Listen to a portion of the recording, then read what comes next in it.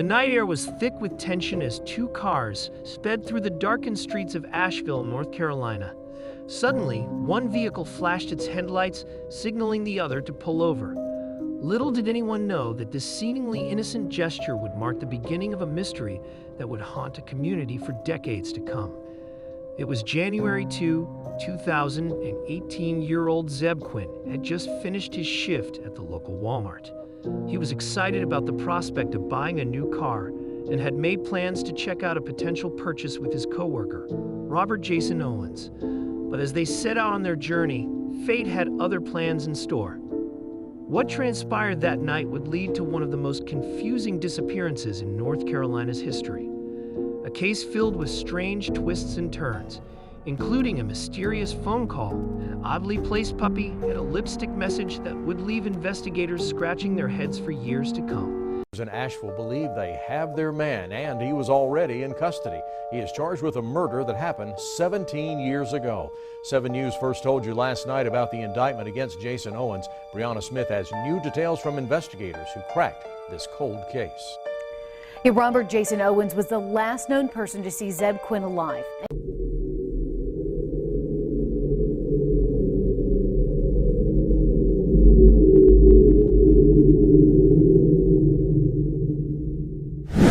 Zebb Wayne Quinn was born on May 12, 1981, to loving parents in Asheville.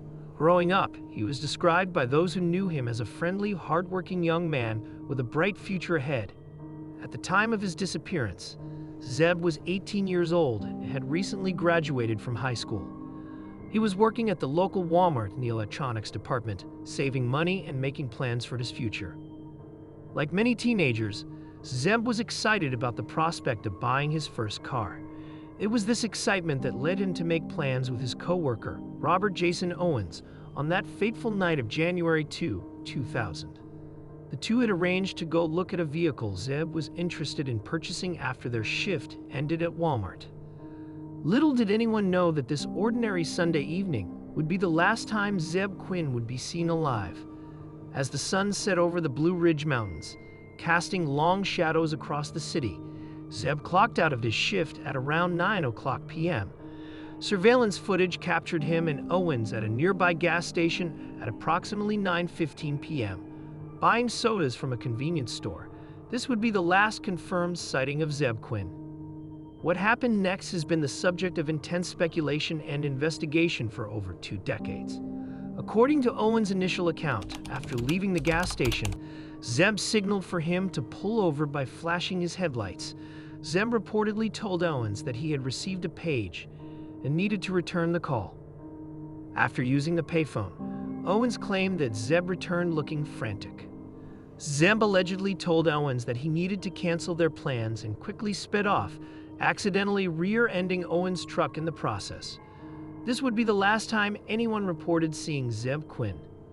The following day, when Zebb didn't show up for his shift at Walmart, his mother, Denise Vlahakis, grew worried.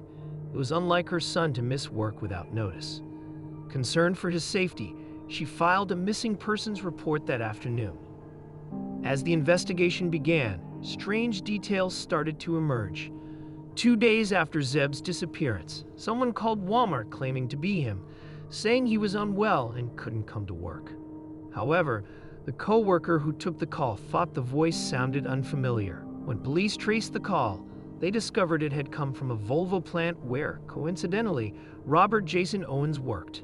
When questioned about the call, Owens admitted to making it, claiming that Zebb had asked him to call in sick on his behalf. This explanation raised eyebrows among investigators, who found it odd that Zebb would reach out to Owens rather than calling the store himself. The mystery deepened when, on January 6, Zebb's car was found in the parking lot of a BBQ restaurant near the hospital where his mother worked. The scene was bizarre. The headlights were left on, and a pair of lips with an exclamation mark was drawn on the back windshield in pink lipstick. Even more puzzling, a live black Labrador mix puppy was found inside the car. Investigators also found several drink bottles and a jacket that didn't belong to Zebb, as well as a hotel key card they couldn't trace. Despite collecting forensic evidence from the car, no new leads were uncovered. The investigators dug deeper into Zebb's life. They uncovered a complex web of relationships that added new layers to the mystery. They learned that in the weeks leading up to his disappearance, Zebb had developed a romantic interest in a young woman named Misty Taylor.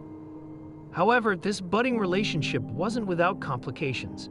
Zebb had confided in friends and family that he felt threatened by Misty's boyfriend, Wesley Smith. According to Zebb, Smith had confronted him after discovering that he and Misty had been talking. This information led police to interview Misty Taylor and Wesley Smith. Both denied any involvement in Zebb's disappearance, but their connection to the case remained a point of interest for investigators. Another puzzling piece of the puzzle emerged when police reviewed Zebb's phone records from the night he vanished. The page that Owens claims Zebb received, the one that supposedly made him frantic, was traced back to the home of Zebb's paternal aunt, Anna Bistich. This discovery was odd for several reasons. Firstly, Zebb reportedly had very little contact with Ustich prior to his disappearance. Secondly, when questioned, Ustich denied making the call. She told police that on the evening of January 2, she had been having dinner at the home of her friend, Tamara Taylor, who happened to be Misty's mother.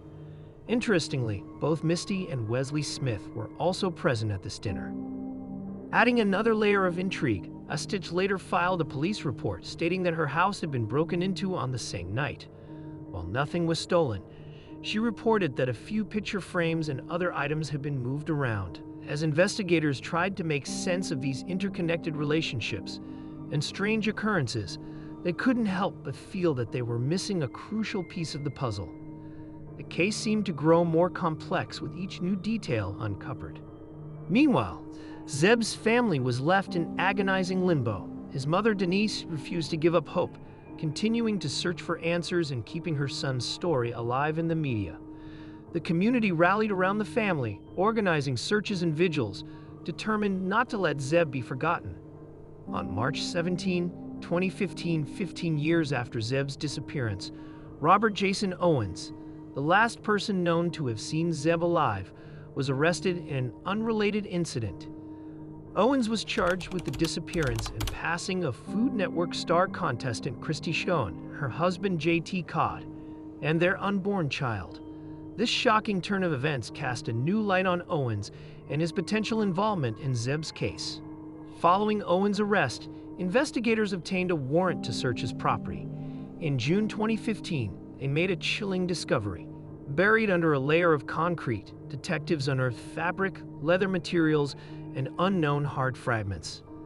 They also found an unknown white powder substance, pieces of metal and concrete, and numerous plastic bags containing possibly pulverized lime or powdered mortar mix. While authorities didn't immediately confirm whether these findings were related to Zebb's case, the discovery sent shockwaves through the community. Could this finally be the break they had been waiting for? As the investigation into Owens intensified, he eventually admitted to his involvement in the Schoen-Codd case. He confessed to accidentally causing harm to the family and was sentenced to 60 to 75 years in prison without the possibility of parole. This conviction, while not directly related to Zebb's case, reignited interest in his disappearance. Many wondered if Owens might finally reveal what he knew about that fateful night in January 2000. The breakthrough came on July 10, 2017, when a Buncombe County grand jury returned an indictment charging Owens with first-degree involvement in Zebb's passing. This development was the result of years of persistent investigative work by the Asheville Police Department in partnership with Zebb's family and the Buncombe County District Attorney's Office. However, the path to justice was far from smooth. The trial faced numerous delays due to personnel changes and the impact of the COVID-19 pandemic. As the years ticked by, Zebb's family and the community held their breath, hoping that the truth would finally come to light. Finally, on July 25, 2022, more than 22 years after Zebb's disappearance, Robert Jason Owens agreed to a plea deal. In a shocking turn of events, Owens pleaded guilty to a lesser charge of accessory after the fact to first-degree involvement in Zebb's passing. The courtroom fell silent as Owens, through his attorneys, shared his version of events, He claimed that his uncle Walter Gene Owens, who had passed away in 2017, was the one who had physically harmed Zebb. According to Robert, Gene had been hired by Misty Taylor's boyfriend to carry out the act. Owens painted a chilling picture of that January night. He said that he and Zebb had been unknowingly lured to meet Taylor in Pisgah National Forest. Instead of Taylor, Gene was waiting for them. Owens claimed that his uncle used a .22 rifle to end Zebb's life. The story didn't end there. Owens went on to describe how Gene had then taken steps to conceal evidence of the act, and that he had assisted his uncle in the cover-up. This grim account finally provided some answers to the questions that had haunted Zebb's family and the community for over 2 decades.